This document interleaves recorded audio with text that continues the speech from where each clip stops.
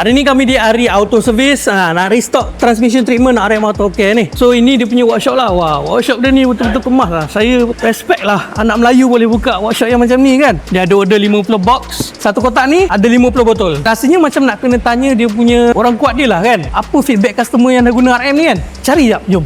Dia tengah buat gearbox. Assalamualaikum bang. Waalaikumsalam.